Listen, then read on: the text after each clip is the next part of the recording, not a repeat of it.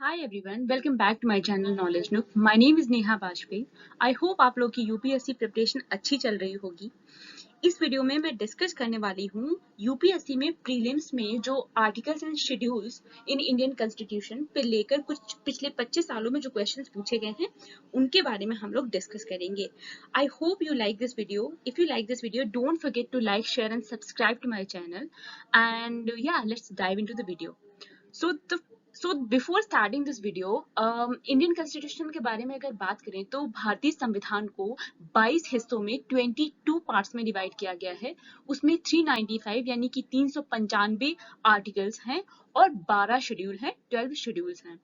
तो ज्यादातर questions UPSC में या तो आर्टिकल्स को लेकर पूछे जाते हैं या फिर किस शेड्यूल में क्या है इस पे पूछे जाते हैं। लेकिन कई बार ऐसा भी देखा गया है कि यूपीएससी ने पार्ट्स पे भी क्वेश्चन पूछ लिया है, बट आपको जो ज्यादा फोकस करना है वो आर्टिकल्स पे और किस शेड्यूल में क्या है उस पे तो करना ही है। तो देखिए, सारे आर्टिकल्स याद करना थोड़ा ट्रिकी होता है, लेकिन फिर भी यूपीएससी में क्वेश्चंस पूछे जाते हैं कि किस आर्टिकल में क्या है। तो आप क्या कर सकते हैं, एक तो आप ये कर सकते हैं कि शुरुआत में जैसे फंडामेंटल राइट्स पे जितने भी आर्टिकल्स हैं वो आपको पता होने चाहिए। इसके बाद में आपको क्या करना है कि सबसे पहले प्रेसिडेंट वाले आर्टिकल्स आएंगे, इसके बाद में हमारा जो प्राइम मिनिस्टर और जो काउंसिल ऑफ मिनिस्टर्स है उन पे क्वेश्चंस आएंगे, उनके आर्टिकल्स मेंशन हैं। इसके बाद में आगे जाकर फिर गवर्नर के हैं और इसके बाद में चीफ मिनिस्टर और उनके जो काउंसिल ऑफ मिनिस्टर है उस पे हैं। तो अगर आर्टिकल्स कुछ इस तरह से पूछे जाते हैं जिसमें आपको थोड़ा आइडिया हो जाएगा कि अच्छा इतनी डिस्टेंस पे ये आर्टिकल्स हैं। जैसे कि कई बार यूपीएससी ने पूछा है कि उन्होंने 4 ऑप्शन दिए थे और ये बोला था कि कौन सा आर्टिकल जो है वो प्रेसिडेंट के इलेक्शन से रिलेटेड है और कौन सा आर्टिकल जो है वो प्राइम मिनिस्टर या इन सब के अपॉइंटमेंट से रिलेटेड है। तो उसमें काफी गैप था आर्टिकल्स में और क्वेश्चन बहुत क्लियर करता है। आगे मैं वीडियो में उसके बारे में डिस्कस करूंगी। बात करते हैं शेड्यूल की। शेड्यूल आपको 12 के 12 याद होने ही चाहिए, कंपलसरी है। आप कोई कहानी बनाकर उसको याद कर लीजिए या फिर किसी भी तरह से इस तरह से आप सेट कीजिए ताकि उस टाइम पे रिकॉल करना बहुत आसान है। जैसे कि मैंने क्या किया था कि मैंने एक कहानी के तौर पे उसको याद किया था, तो मेरे लिए एग्जाम में इन चीजों को रिकॉल करना थोड़ा इजी रहता है। मैं अपनी कहानी आपको बताती हूँ, फिर भी अगर आपको पसंद आती है तो आप इस तरह से याद कर लीजिए। अगर नहीं पसंद आती है तो कोई और आइडिया या किसी और तरीके से आप उसको अपने माइंड में फिट कर लीजिए ताकि इन तरह के जो डायरेक्ट जो एकदम से डायरेक्ट क्वेश्चन आते हैं कि किस शेड्यूल में क्या है वो आप इजिली अटेम्प्ट कर पाए। मैंने कैसे याद किया था उस पर चर्चा करते हैं। तो देखिए, मैंने क्या बोला था कि पहले शेड्यूल में क्या है। सबसे पहले हम एक बड़ी सी टेरिटरी की बात कर रहे हैं। उस बड़ी सी टेरिटरी का मतलब है शेड्यूल नंबर 1। फर्स्ट शेड्यूल में इंडिया में कि इंडिया क्या है, उसके जो स्टेट्स हैं उसकी टेरिटरीज क्या हैं, इन सब के बारे में बताया गया है। टेरिटरी हो गई। इसके बाद में अब हम लोग देखेंगे कि जो बड़े बड़े ऑफिसर्स होंगे उनकी सैलरीज की बात करनी पड़ेगी। सैलरी सबसे इंपॉर्टेंट है। तो सैलरीज की बात करने के लिए तो सेकेंड शेड्यूल में जो पब्लिक ऑफिसर्स हैं, जो मेन पब्लिक ऑफिसर्स हैं, उनकी सैलरीज की बात की गई है। ठीक है, टेरिटरी हो गई, सैलरी हो गई। अब सैलरी के बाद में भाई कसम खाओ कि आप चीजों का ध्यान रखोगे। तो थर्ड शेड्यूल में ओथ की बात की गई है। जजेस या प्रेसिडेंट इन लोगों के ओथ की बात की गई है। ओथ की बात की गई, लेकिन सबने ओथ नहीं ली। हाँ, सबने बोला कि हम नहीं ओथ लेंगे। बड़े बुजुर्गों ने बोला कि हम ओथ लेंगे। बड़े बुजुर्ग यानी कि अपर house of the parliament, Rajya Sabha की सीटों की बात हो रही है। ठीक है, शेड्यूल 4 में राज्यसभा की सीटों की बात हुई। इसके बाद में किस चीज की कसम खाई कि हम शेड्यूल एरियाज और शेड्यूल ट्राइब का ध्यान रखेंगे। उसके लिए हमारा आता है शेड्यूल 5। तो शेड्यूल एरिया और शेड्यूल ट्राइब जो है वो 5th शेड्यूल में आ गए। इसके बाद में इन्होंने बोला कि इनका तो ध्यान रखना, लेकिन स्पेशल ममता दिखाना इन 4 स्टेट्स पे। स्पेशल ममता मेघालय, मिजोरम, असम और त्रिपुरा। देखिए, नॉर्थ ईस्ट में 3 है, मणिपुर, मेघालय, मिजोरम। थोड़ा सा कंफ्यूजन हो जाता है तो आप वॉवल के हिसाब से याद रखिए कि मणिपुर नहीं है, मेघालय और मिजोरम है। तो मेघालय, मिजोरम, असम और त्रिपुरा, ये चारों स्टेट्स जो हैं ये 6 शेड्यूल में आ जाते हैं। तो 6 शेड्यूल हो गए। इसके बाद में टेरिटरी हो गई, सैलरी हो गई, कसम खा ली, बड़े बुजुर्गों ने कसम खाई। शेड्यूल एरियाज की बात कर ली, 4 स्टेट्स पे स्पेशल ममता दिखाने की बात की। फिर बाकी राज्य आ गए, 6 शेड्यूल हम पहुंच गए। फिर बाकी राज्य आए, बोले भाई हम क्या करें। राज्य बोले कि हमको भी थोड़ी पावर दो। तो कॉन्स्टिट्यूशन ने सेवेंथ शेड्यूल में 3 लिस्ट दे दी, सेंटर की लिस्ट दे दी, स्टेट की लिस्ट दे दी और एक कॉन्करेंट लिस्ट दे दी। तो तीन तरह की लिस्ट बना दी गई। वो आ जाएगा हमारे शेड्यूल 7th में। लिस्ट बनाने के बाद में कॉन्स्टिट्यूशन ने वार्निंग दी कि भाई देखो भाषा का संयम बना के रखना। तो 8 शेड्यूल में लैंग्वेज आ गई। ठीक है, इसके बाद में कॉन्स्टिट्यूशन को लगा कि हर चीज को यार उसमें जाके हमें चैलेंज कर रहे हैं, तो हम थोड़ी स्पेशल पावर भी रख लें। तो जो हमारा 9th शेड्यूल था वो आया, जिसमें स्पेशल एक्ट्स डाले गए जिन्हें की कोर्ट में चैलेंज नहीं किया जा सकता है। ये कॉन्स्टिट्यूशन ने अपने लिए प्रिजर्व करके रखा। इसके बाद में सबकी सैलरी हो गई, सब कुछ हो गया। अब आ गए पॉलिटिशियंस पे। भाई पॉलिटिशियंस के लिए भी कुछ होना चाहिए। तो पॉलिटिशियंस के लिए रूल आए जिसमें कि उन्होंने ये बोला गया कि किस पार्टी से दूसरी, इस पार्टी को छोड़कर आप दूसरी पार्टी में जाते हैं तो क्या क्या लॉज एंड क्या प्रोविजंस होंगे। उसके लिए हमारा 10th शेड्यूल यानी कि एंटी डिफेक्शन लॉ वाला शेड्यूल आ गया। तो 10th हो गया। इसके बाद में अब बात हुई कि भाई लोकल लेवल पे भी कुछ करना है, उनको भी थोड़ी अथॉरिटी और पावर देनी चाहिए।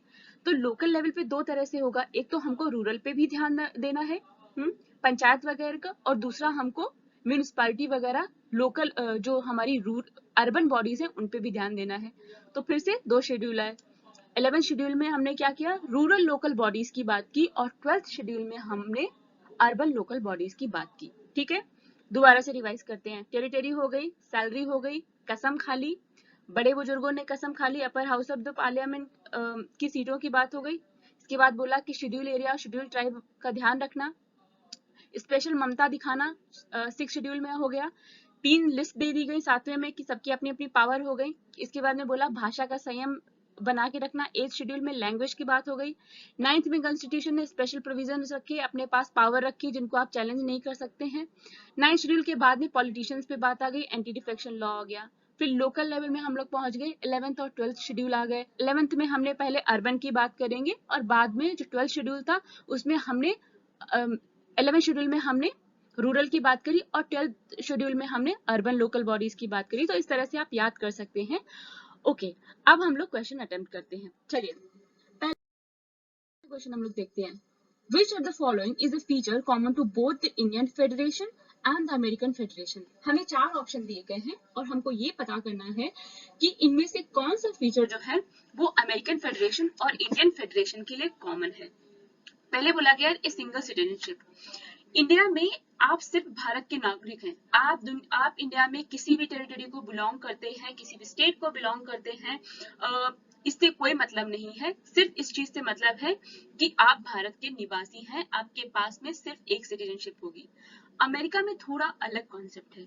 अमेरिका में क्या होता है, एक तो यूनाइटेड स्टेट्स ऑफ अमेरिका की सिटीजनशिप होती है, दूसरी है कि आप किस स्टेट को बिलोंग करते हैं। जैसे अमेरिका में 50 स्टेट्स हैं जिन्होंने मिलकर एक फेडरेशन बनाया है, तो उसमें हर स्टेट की भी एक सिटीजनशिप होती है। तो सिंगल सिटीजनशिप वाला जो कॉन्सेप्ट है वो इंडिया में है लेकिन अमेरिका में नहीं है।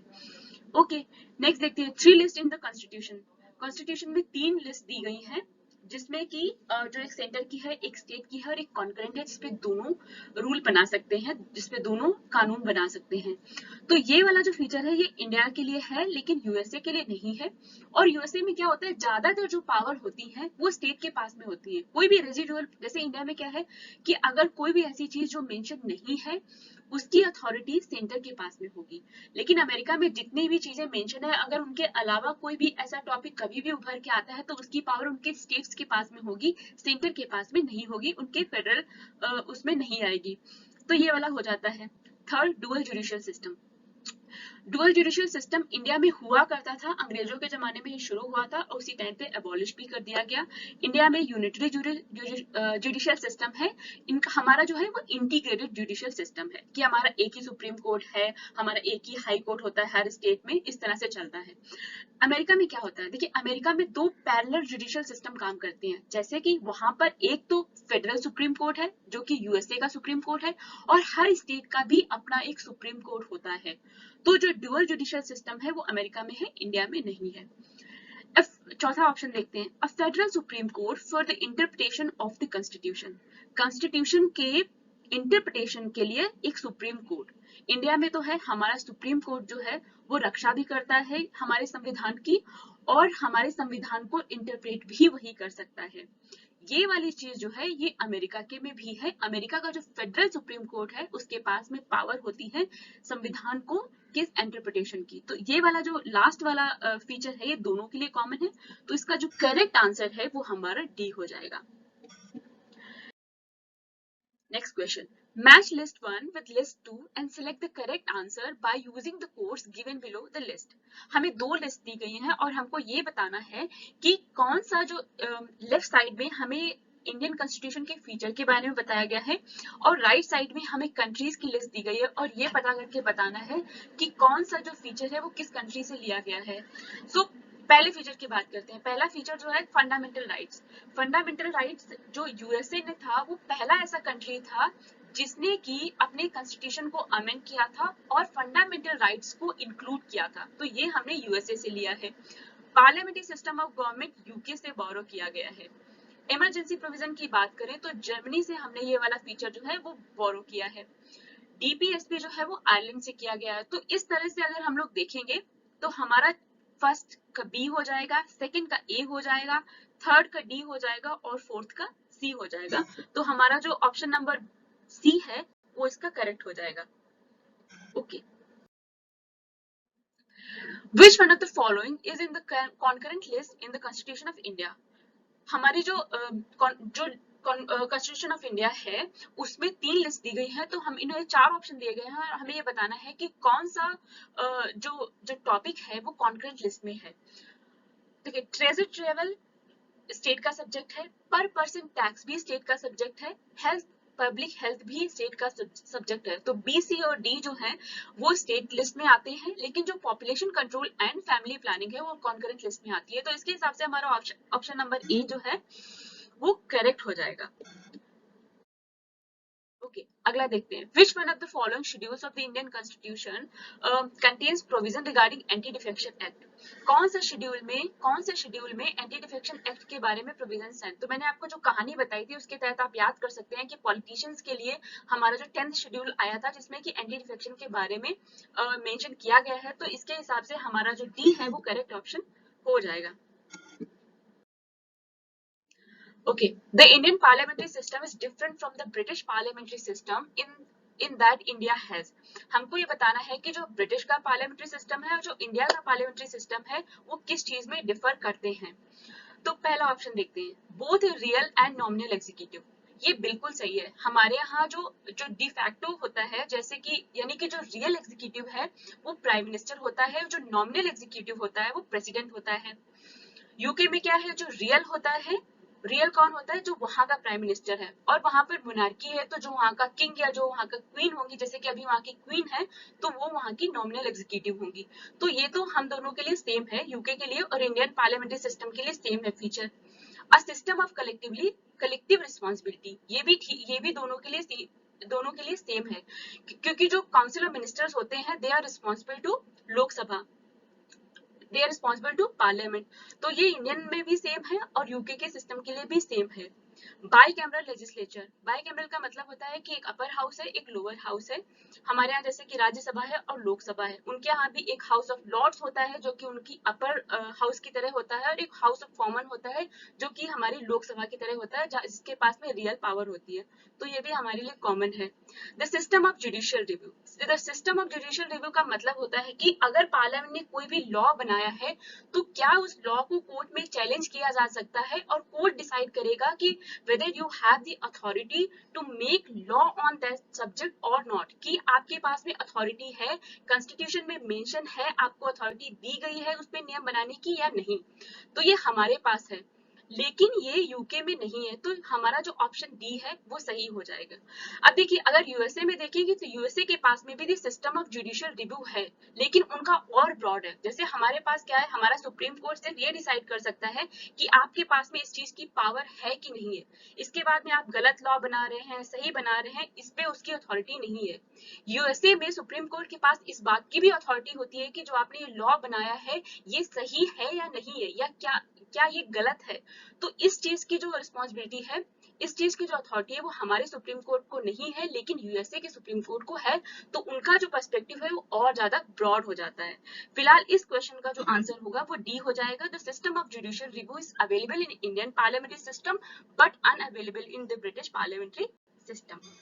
ओके, नेक्स्ट क्वेश्चन देखेंगे। If a new state of Indian union is to be created, which one of the following schedules of the constitution must be amended. इस क्वेश्चन में ये पूछ रहे हैं कि अगर इंडियन यूनियन में एक नया स्टेट बनाया जाना है तो कॉन्स्टिट्यूशन के किस शेड्यूल को अमेंड करना होगा। तो मैंने आपको उस कहानी में बताया है कि जो टेरिटरी की बात हो रही है वो पहले शेड्यूल में हो रही है, तो हमें सिर्फ फर्स्ट शेड्यूल ही ऑर्डर करना पड़ेगा, उसको ही अमेंड करना पड़ेगा। तो इसका जो सही आंसर है वो हमारा हो जाएगा answer D. Okay, next question देखते हैं। Match list 1 and list 2 and select the correct answer using the codes given below the list. हमें दो लिस्ट दी गई है और हमको ये बताना है कि कौन सा कॉन्स्टिट्यूशन का आर्टिकल के अंदर कौन सी प्रोविजन है या किस चीज से वो रिलेटेड है। तो आर्टिकल 54 मैंने आपको एक स्टार्टिंग में बताया था वीडियो के कि आपको सारे आर्टिकल्स याद रखना शायद मुश्किल हो, लेकिन आपको ये पता होना चाहिए कि रफली आपको एक आइडिया होना चाहिए कि पहले कौन आ रहा है कॉन्स्टिट्यूशन में, पहले कौन से आर्टिकल में किसके बारे में मेंशन किया गया है और बाद में किसके बारे में मेंशन किया गया है। जैसे सबसे पहले फंडामेंटल राइट्स आते हैं। अब इसमें आप देखिए कि आर्टिकल्स के बीच में काफी डिफरेंस है, जैसे कि 54, 75, 155, 164। तो आप देखिए 54 की बात करेंगे तो मैंने बताया था सबसे पहले हमारे प्रेसिडेंट के बारे में मेंशन है, फंडामेंटल राइट्स आएंगे, फिर प्रेसिडेंट आएगा, फिर प्राइम मिनिस्टर और काउंसिल ऑफ मिनिस्टर आएगा, इसके बाद भी हम स्टेट में मूव करेंगे। तो जैसे पहले प्रेसिडेंट आया है वैसे स्टेट में बात करेंगे तो पहले गवर्नर आएगा, इसके बाद में वहां के चीफ मिनिस्टर और उनकी काउंसिल ऑफ मिनिस्टर आएंगे। तो 54 election of president of India ये सही हो जाएगा। Article 75 appointment of prime minister and council of minister ये भी सही है। Article 155 appointment of governor of state ये भी सही है। Article 164 appointment of chief minister and council of minister of state. लेकिन फिर भी आपको ये जो है चारों बहुत इंपॉर्टेंट है, इनके आसपास के आर्टिकल्स के बारे में भी आपको पता होना चाहिए, तो आप लक्ष्मीकांत से वो आर्टिकल्स याद कर सकते हैं। ओके, सो इसका करेक्ट आंसर जो है वो ए हो जाएगा। Moving on, this question was asked in 2003. Which one of the following schedule of the Indian Constitution lists the name of the state and specifies their territories? इस क्वेश्चन में पूछ रहे हैं कि किस शेड्यूल में इंडिया के स्टेट्स और उनकी टेरिटरीज के बारे में बताया गया है। कभी भी टेरिटरीज से रिलेटेड अगर शेड्यूल की बात करेंगे वो पहला शेड्यूल ही है, तो इसका जो सही आंसर है वो हो जाएगा ऑप्शन ए यानी कि first. Okay, consider the following statement. The Constitution of India has 20 parts. Starting में मैंने मेंशन किया था कि हमारे संविधान में 22 पार्ट हैं, 395 395 आर्टिकल्स हैं और 12 शेड्यूल हैं। तो पहला तो ऑप्शन हमारा गलत हो जाएगा। The Constitution of India has 22 part, not 20. Second option, there are 390 articles in the Constitution of India in all. हमारे यहाँ 395 आर्टिकल्स हैं, 390 नहीं है, तो ये भी गलत हो जाएगा। इसके बाद में थर्ड ऑप्शन में पूछ रहे हैं कि 9th, 10th, 11th and 12th schedule were added to the constitution of India by the constitutional amendment act. 9th, 10th, 11th और 12th जो चार शेड्यूल हैं इनको बाद में कॉन्स्टिट्यूशनल अमेंडमेंट के तहत ऐड किया गया था। ये बिल्कुल सही है। जो 9th शेड्यूल था वो पहला हमारा अमेंडमेंट था कॉन्स्टिट्यूशन का 1951 में, जबकि उसको ऐड किया गया था। एंटी डिफेक्शन भी बाद में ऐड किया गया है और जो 11th और 12th शेड्यूल थे ये 73rd और 74th अमेंडमेंट एक्ट के तहत इंट्रोड्यूस किए गए थे, जिसमें कि अर्बन लोकल बॉडीज और रूरल लोकल बॉडीज के बारे में मेंशन किया गया है। तो इस हिसाब से हमारा जो थर्ड ऑप्शन है वही सही होगा और सी जो है वो करेक्ट आंसर हो जाएगा। ओके, अगला question. The right of government to impose taxes and fees is provided in which list of constitution. हमको चार शेड्यूल दिए गए हैं और बताना है कि गवर्नमेंट के पास में जो राइट है हमारे ऊपर टैक्स इंपोज करने का और फीस इंपोज करने का वो किस लिस्ट में मेंशन किया गया है। तो ये काफी सिंपल क्वेश्चन है क्योंकि इसमें शेड्यूल के बारे में पूछ रहे हैं, ये नहीं पूछ रहे हैं कि सेंटर के पास अथॉरिटी है या स्टेट के पास अथॉरिटी है। तो आपको पता है कि 6 शेड्यूल में क्या है, स्पेशल ममता की बात की गई है, यानी कि 4 स्टेट के बारे में बात किया गया है। जो 9th शेड्यूल है उसमें स्पेशल प्रोविजंस के बारे में बात की गई है। जो 11th शेड्यूल है उसमें रूरल लोकल बॉडीज की बात की गई है। जो 7th शेड्यूल है जो हमारा की ऑप्शन नंबर बी है, जिसमें कि 3 लिस्ट में डिवाइड किया गया है, तो इसका जो आंसर है वो हमारा 7th शेड्यूल हो जाएगा, यानी कि बी इसका राइट आंसर हो जाएगा। ओके, चलिए अगला क्वेश्चन देखते हैं। Which of the following provisions of the Constitution of India have a bearing on education? Constitution में एजुकेशन के ऊपर जो प्रोविजंस हैं वो कहाँ कहाँ पे दिखाए गए हैं, वो कहाँ कहाँ पे हमको मिलते हैं। तो हमें 5 ऑप्शन दिए गए हैं और हमको ये बताना है। तो 7th शेड्यूल जो है उसमें 3 लिस्ट है, वहां पर भी एजुकेशन के बारे में मेंशन किया गया है। 6 शेड्यूल है, 4 स्टेट के बारे में मेंशन किया गया है, लेकिन वहां पर भी एजुकेशन की उस एरिया में उन चारों स्टेट में एजुकेशन का कैसे ध्यान रखना है इसके बारे में मेंशन है। 5th शेड्यूल में शेड्यूल एरियाज की बात की गई है, लेकिन वहां पर भी एजुकेशन के बारे में मेंशन है कि इन एरियाज में एजुकेशन कैसे इंप्रूव होगी या किस तरह से उसको हैंडल किया जाना है। Rural and urban local bodies में भी एजुकेशन के बारे में प्रोविजन है, डीपीएसपी में भी एजुकेशन के बारे में प्रोविजन है। तो ये पांचों के पांचों ऐसे जो हमें दिए गए हैं ऑप्शन, सब में एजुकेशन के बारे में मेंशन है। तो इसका जो सही ऑप्शन हो जाएगा वो ऑप्शन डी हो जाएगा, 1, 2, 3, 4 एंड 5। ओके, 2005 में क्वेश्चन पूछा गया था, the provisions in the 5th schedule and 6th schedule in the constitution of India are made in order to. 5th schedule और 6th शेड्यूल में जो कॉन्स्टिट्यूशन ऑफ इंडिया में प्रोविजंस बनाए गए हैं वो किस चीज के लिए बनाए गए हैं। तो चलिए नीचे से देखते हैं। To protect the interest of all border state.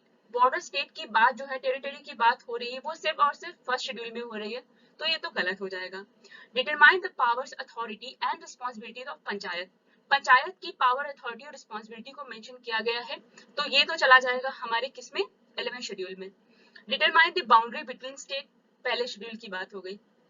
To protect the interest of schedule tribe, हाँ ये बिल्कुल सही है। 5th में जो है वो शेड्यूल एरियाज की बात की गई है और कुछ शेड्यूल ट्राइब की बात की गई है, और 6 जो हमारा शेड्यूल है जिसमें कि 4 स्टेट जो हमारे की मिजोरम, मेघालय, त्रिपुरा और आसाम है, उनके बारे में बात किया गया। तो हमारा ऑप्शन जो ए है वही फिट बैठता है यहाँ पे, तो ये सही हो जाएगा।